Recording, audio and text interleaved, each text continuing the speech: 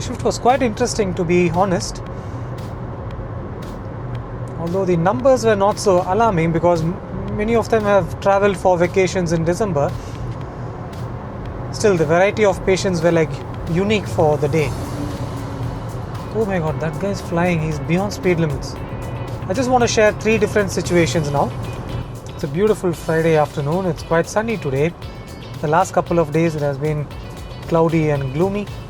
Ride along with me as we unfold everyday's moments, everyday's events as it occurs. I am Dr. Prakash. I'm an emergency physician. My work revolves around unpredictable moments.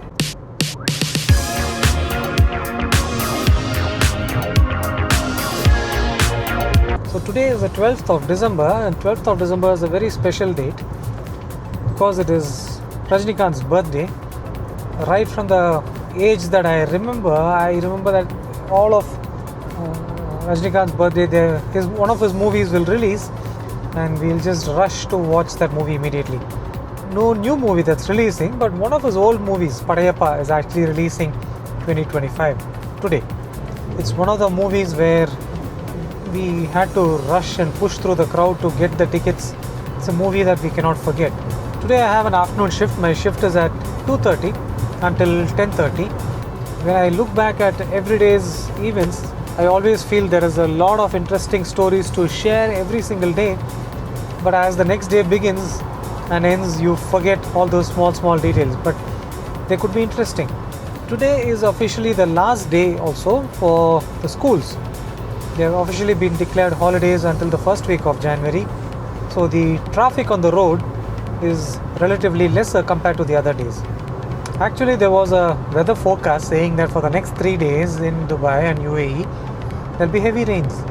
But it's appearing just the opposite.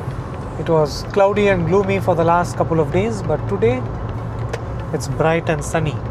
In another 5 minutes, I'll be reaching the hospital. So I'm just at the exit from the Sheikh Zayed Road to my hospital. So no delays on road so far, and I will see you on road at night.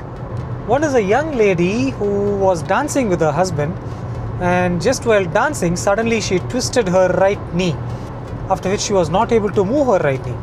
And this is not the first time that it had happened. The same thing happened to her 2 years ago, and she had an injury of the ligament of the right knee, and she was immobilized for more than 6 weeks at that point of time. Again, this time she was dancing with her husband, and again had the same kind of injury. We did an X-ray just to make sure there was no fracture. Obviously there was no fracture, but then she was put on a cast, immobilized, and sent home. So next time you want to dance by yourself, but don't dance with your husband. The second one, which was quite interesting, was a young guy. He's a DJ. So in the morning he went for a hike in the mountains far away from Dubai, and then came back. He was having a party, a music party, of course. He was the DJ.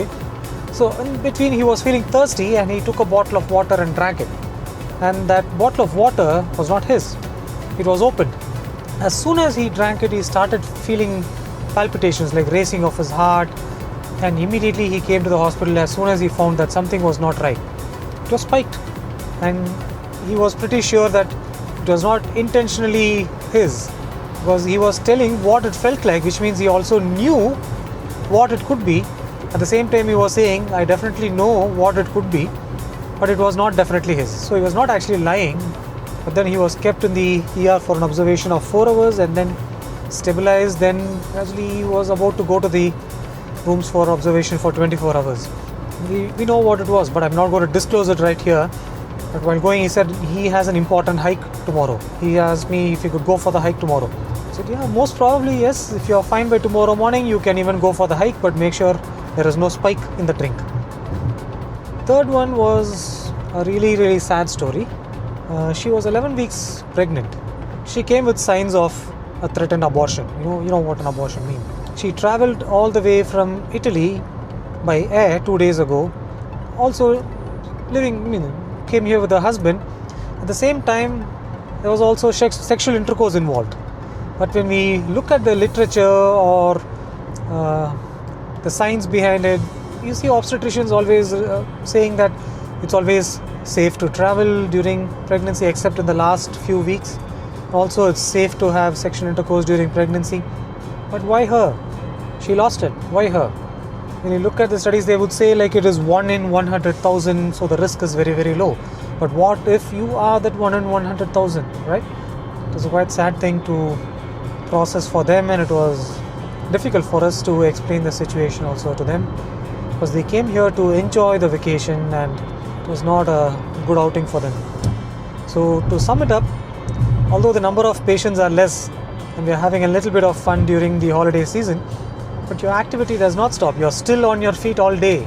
Only that extra stress of monitoring 4 or 5 patients right at that moment, exact point of time. You'll have to see 5 patients at a time. They're all waiting for you to come and see. That burden is slightly decreased. So we move through slowly, looking at the beautiful Museum of Future. Looks fantastic anytime you see the day or the night. It's a marvelous architecture. Somebody who has had the thought to design something like this is really a genius.